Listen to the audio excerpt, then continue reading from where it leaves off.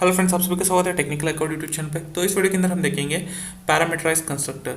ठीक है, तो पिछले वीडियो के अंदर हमने देखा था कंस्ट्रक्टर के बारे में एक सिंपल सा इंट्रोडक्शन। तो इस वीडियो के अंदर देखेंगे पैरामीटराइज कंस्ट्रक्टर क्या होता है बेसिकली, और इसके अंदर हम एक प्रोग्राम भी देखेंगे। तो बिना देर करते हुए चलिए शुरू करते हैं। एक पैरामीटराइज कंस्ट्रक्टर एक डेफिनेशन अगर बताने को कहा तो आप क्या कहेंगे? Constructor having arguments in it is called a parameterize constructor. ठीक है, यानी एक कंस्ट्रक्टर के अंदर उसके अंदर पैरामीटर्स हो तो उसको हम क्या कहा जाता है? पैरामीटराइज कंस्ट्रक्टर कहा जाता है। समझ, देखिए मैंने यहाँ पे बताया था एक कंस्ट्रक्टर है, ठीक है, उसके अंदर पैरामीटर्स हो, जैसे कि इंट x1 इंट y1 कुछ भी पैरामीटर्स हो तो उसको कहा जाता है पैरामीटराइज कंस्ट्रक्टर। ठीक है, उसका जो पॉइंट्स है वो सेम है कंस्ट्रक्टर से। ठीक है, its name is same as class name, यानी कि जो पैरामीटर का जो कंस्ट्रक्टर का जो नाम होता है वो क्लास का नाम जो कि सेम हो जाता है। इसी का हम क्या कहते हैं? कंस्ट्रक्टर भी कंस्ट्रक्टर कहते हैं। ठीक है, a constructor has no return type, not even void. ठीक है, जैसे कि मैंने पिछले वीडियो के अंदर बताया था कि जो कंस्ट्रक्टर का जो ये होता है, जो कंस्ट्रक्टर का जो नाम होता है उसके पीछे जो कोई भी क्या नहीं होता, डेटा टाइप नहीं होता, ना कि वॉइड भी नहीं होता। ठीक है, तो उसके बाद हमने बताया था कि कंस्ट्रक्टर्स आर ऑटोमेटिकली इन्वोक्ड, यानी call as soon as the object has been created. ठीक है, यानी कि जब भी हम ऑब्जेक्ट बना देते हैं तब हम ऑटोमेटिकली कंस्ट्रक्टर को कॉल कर दिया जाता है। हमें फिर से ऑब्जेक्ट लिख के डॉट ऑपरेटर लगा के उस मेथड को, यानी उस कंस्ट्रक्टर को जो कि एक मेंबर फंक्शन है उसको कॉल करने की ज़रूरत नहीं है। क्यों कॉल करने की ज़रूरत नहीं है? जो कि हम डेटा टाइप ऑब्जेक्ट बना, जो कुछ भी हमने ऑब्जेक्ट बनाते हैं वो कहाँ से बनाते हैं? क्लास नेम से बनाते हैं। ठीक है, क्लास नेम ऑब्जेक्ट ऐसा कुछ बनाते हैं। तो क्या होता है, और वहाँ जो कि क्या होता है कि जो कंस्ट्रक्टर है हमारा, वो क्या होता है, क्लास नेम से सेम ही होता है। तो हमें फिर से ऑब्जेक्ट लिख के डॉट ऑपरेटर लगा के करने की ज़रूरत नहीं है, वो ऑटोमेटिकली कॉल हो जाता है क्योंकि क्लास का नेम और कंस्ट्रक्टर का नाम सेम है। इसीलिए जब भी हम ऑब्जेक्ट क्रिएट करते हैं क्लास के थ्रू तो ऑटोमेटिकली कंस्ट्रक्टर को कॉल कर दिया जाता है कंपाइलर के द्वारा, हमें फिर से कॉल करने की ज़रूरत नहीं है। ठीक है, इसलिए यहाँ लिखा ऑटोमेटिकली कॉल्ड, यानी कि call as soon as the object is created, यानी जब भी हम ऑब्जेक्ट क्रिएट कर दिया जाएगा तो ऑटोमेटिकली कॉल कर दिया जाएगा। ठीक है, यहाँ पर दो कॉन्सेप्ट आपको रखने की ज़रूरत है।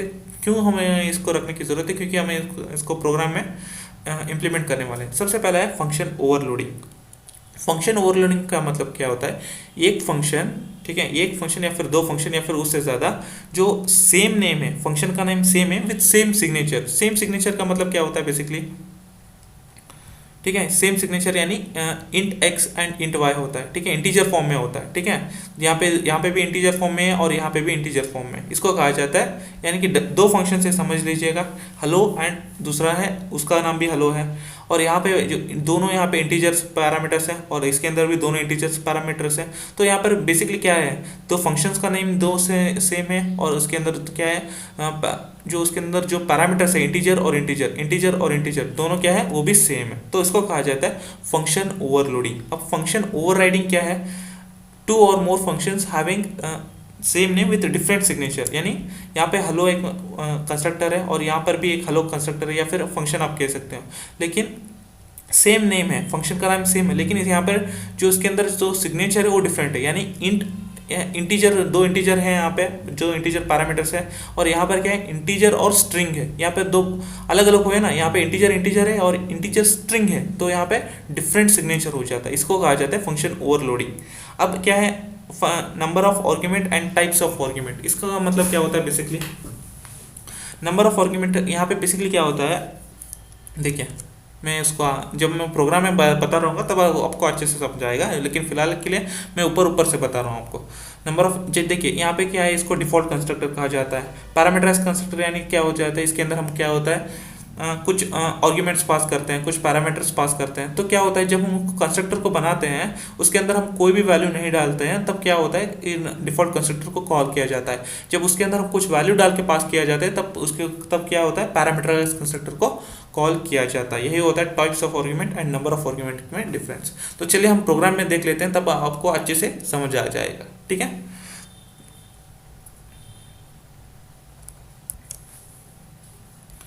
तो यहाँ पे मैंने ऑलरेडी प्रोग्राम लिख करके रखा है, तो अब मैं इसको एक्सप्लेन करूँगा, उसके बाद रन करके दिखाऊंगा। ठीक है, तो यहाँ बेसिकली मैंने यहाँ पे कमेंट लिखा हुआ है वन पैरामीटराइज कंस्ट्रक्टर, ठीक है, यानी पैरामीटराइज कंस्ट्रक्टर के अंदर ही पहला प्रोग्राम है, ठीक है। तो सबसे पहले हम क्या करेंगे, यूटिल पैकेज को हम क्या कर रहे हैं, इंपोर्ट कर रहे हैं, उसके अंदर स्कैनर क्लास को यूज़ कर रहे हैं, ठीक है।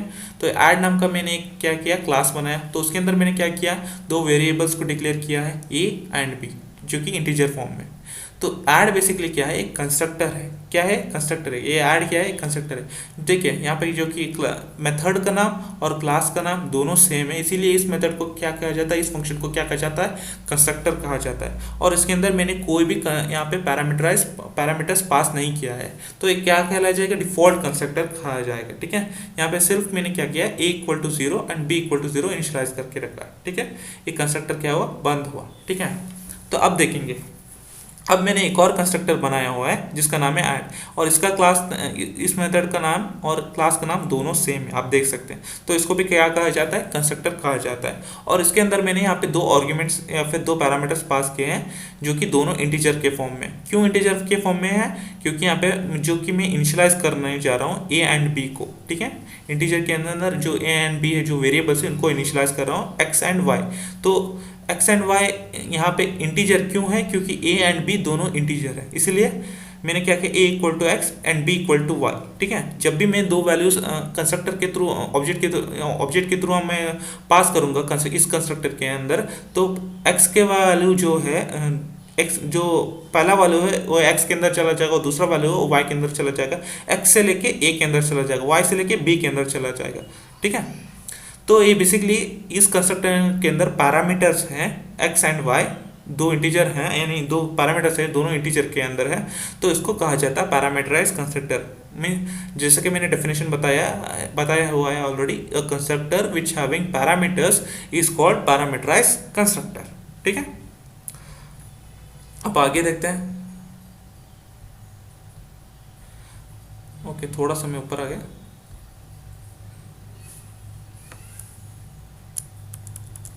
तो अब इनपुट मेथड देख लेते हैं हम।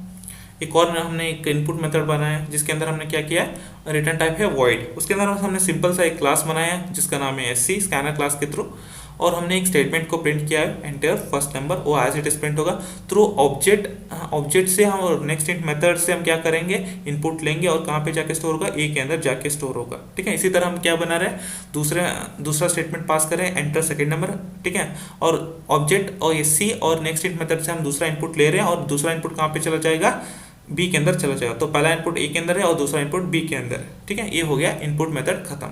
तो अब डिस्प्ले में हम एक और मेथड हमने बनाया हुआ है, ठीक है। डिस्प्ले नहीं, डिस्प्ले करना, आउटपुट स्क्रीन पे शो करना, ठीक है।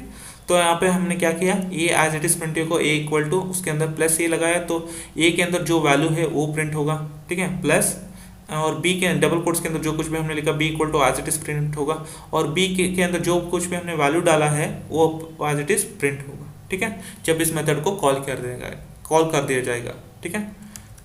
तो अब क्या, अब हमने एक और मेथड लिखा हुआ है जिसका नाम है आउटपुट, ठीक है। तो अब क्या है, इसके अंदर मैंने क्या किया हुआ है, इंट सी, यानी एक वेरिएबल को डिक्लेयर किया, नॉर्मल वेरिएबल को, उस वेरिएबल के अंदर उस यहाँ पे और मैंने क्या किया, ए और बी जो कि दो इनपुट्स हैं, यूजर से मैंने लिया हुआ है, उसको मैं ऐड करूंगा और कहाँ पे जाके स्टोर करूंगा, सी के अंदर जाके स्टोर करूंगा, और सी को क्या करूंगा, प्रिंट कर दूंगा एक स्टेटमेंट के साथ, एडिशन इक्वल टू, ठीक है।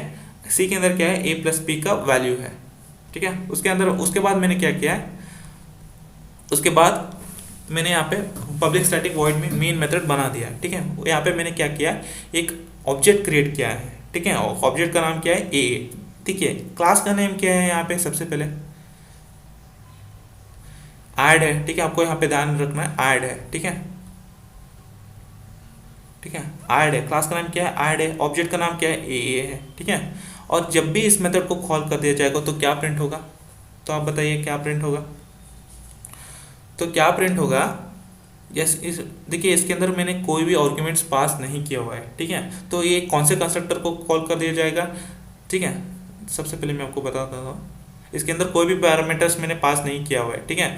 तो ये इस पैरामीटर को, इस कंस्ट्रक्टर को तो नहीं जाएगा, और इस कंस्ट्रक्टर के पास जाएगा। क्यों? क्योंकि उसके अंदर मैंने कोई भी पैरामीटर पास नहीं किया हुआ है। ठीक है, जब भी हम ऑब्जेक्ट क्रिएट कर देंगे तो वो डायरेक्टली कॉल कर देगा कंस्ट्रक्टर को। ठीक है, कंस्ट्रक्टर कौन कौन से यहाँ पे, ये पहला कंस्ट्रक्टर है और दूसरा कंस्ट्रक्टर ए है। ठीक है, तो इन दोनों में से कौन सा कॉल होगा? ठीक है, कौन सा कॉल होगा? ये वाला कॉल होगा। क्यों क्यों कॉल होगा इसका पहला कंस्ट्रक्टर को?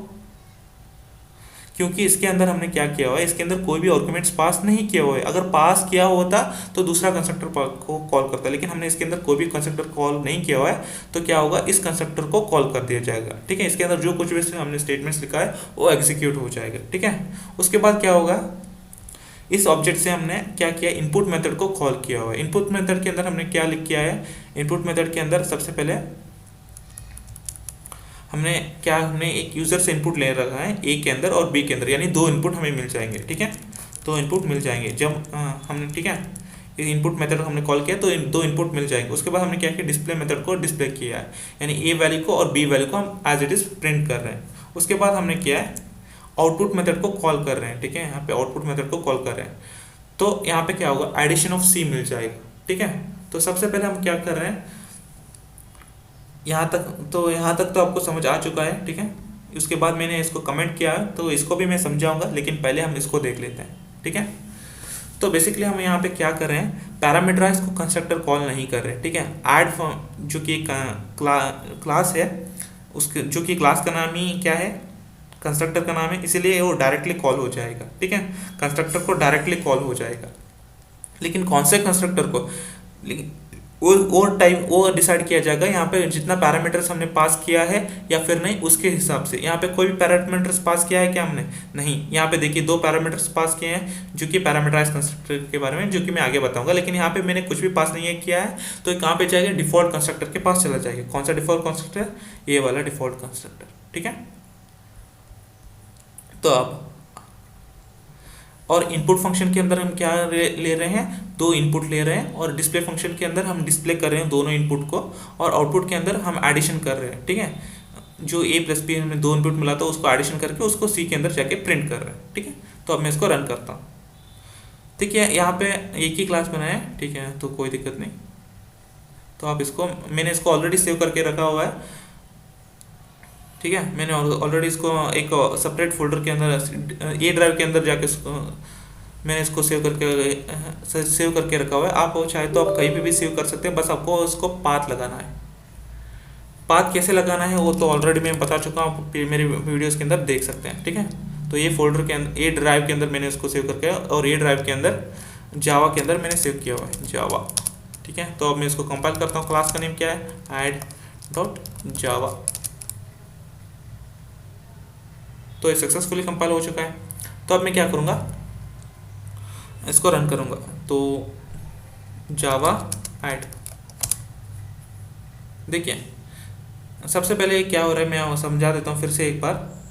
तो इनपुट दिया है ना मैंने, इनपुट फंक्शन के अंदर हम क्या कर रहे हैं, दो वैल्यूज हमें मिलेंगे ए के अंदर और बी के अंदर। ठीक है, और उसके बाद डिस्प्ले होगा, यानी ए वैल्यू बी वैल्यू प्रिंट होगा। ठीक है, डिस्प्ले मेथड के अंदर। उसके बाद एडिशन ऑफ सी। ठीक है, एडिशन क्या होगा, ए और बी का एडिशन होके मिल जाएगा। ठीक है, तो सबसे पहले मुझे पूछ रहा है जो इनपुट फंक्शन के अंदर है ना, system dot प्रिंटल enter first number and enter second number, तो मुझे एंटर करना है, तो 5 एंटर करना है। तो उसके बाद कोई भी आप वैल्यू डाल सकते हैं, तो एंटर सेकंड नंबर के लिए 2 कर दिया।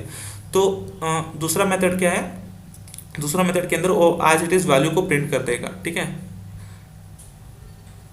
देखिए यहाँ पे क्या है, डिस्प्ले के अंदर क्या है, एज इट इज वैल्यू को प्रिंट कर देगा, ए वैल्यू और बी वैल्यू प्रिंट कर देगा। उसके बाद दोनों का ऐड करके एडिशन के अंदर प्रिंट कर देगा। यहाँ पे देखिए जो हमने 5 और 10 डाला था वो as it is 5 and 10 as it is print हुआ। और तीसरा क्या है, तीसरे फंक्शन के अंदर एडिशन करके क्या हुआ, 15 जो कि है प्रिंट हो गया है। ठीक है, तो अब हम क्या देखेंगे, ये सब कुछ डिफॉल्ट कंस्ट्रक्टर के बारे में हुआ। तो अब हम क्या देखेंगे, पैरामीटराइज कंस्ट्रक्टर के बारे में देखेंगे। ठीक है, तो मैं इसको फिलहाल के लिए कमेंट कर देता हूँ इसको और मैं इसको ओपन करता हूँ। ठीक है,